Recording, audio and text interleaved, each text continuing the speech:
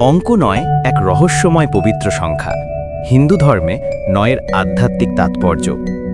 তুমি কি জানো, আমাদের চারপাশের প্রতিটি জীবনে ছন্দের ভেতর এক অদ্ভুত সংখ্যা লুকিয়ে আছে, যে সংখ্যা জন্ম থেকে মৃত্যু পর্যন্ত আমাদের সঙ্গে থাকে। সে সংখ্যা হল ৯। কেউ বলে এটা কেবল এক সংখ্যা, আবার কেউ বলে এটি নিজেই এক শক্তি, এক মহাজাগতিক চক্র। একটা নতুন প্রাণ যখন পৃথিবীতে আসার জন্য প্রস্তুত হয়, সে মায়ের গর্ভে থাকে ঠিক ৯ মাস।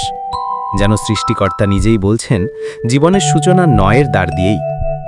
জ্যোতিষশাস্ত্র বলে আমাদের ভাগ্য ঘুরিয়ে দেয় ৯টি গ্রহ, যাদের আমরা বলি নবগ্রহ। এই নবগ্রহদের শান্তি না করলে জীবনেও শান্তি আসে না। আর তাই দুর্গাপুজোতেও আমরা পূজা করি নবদুর্গার, দেবীর ৯টি রূপের। প্রতিটি রূপ জীবনের এক একটি শক্তির প্রতীক। আর রাজার দরবারেও ছিল নবরত্ন, ৯জন জ্ঞানী, তাদের প্রজ্ঞা দিয়েই রাজ্য চলত। সাহিত্যেও আছে নবরস, অর্থাৎ ৯টি রস, যা মানুষের সব আবেগকে প্রকাশ করে। এমনকি নতুন বাড়িতে প্রবেশের আগে আমরা নবগ্রহ শান্তি করি, যাতে সব শক্তি শুভ হয়ে ওঠে। এবার শুনে দেখো, ধর্মগ্রন্থেও এই ৯-এর খেলা কত গভীর।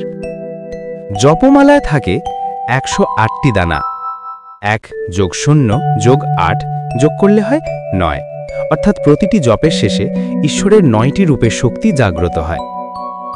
মহাভারতের অধ্যায় সংখ্যা ১৮, ১+৮ = ৯।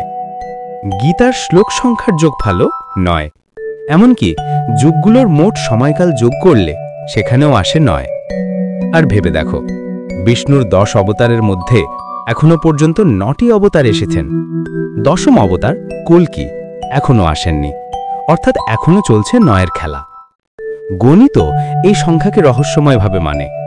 যে কোনো সংখ্যাকে ৯ দিয়ে গুণ করো, তার ফলাফলের অঙ্কগুলির যোগফল সব সময় হয় ৯। যেমন ৯ × ২ = ১৮, তার মানে ১+৮ = ৯।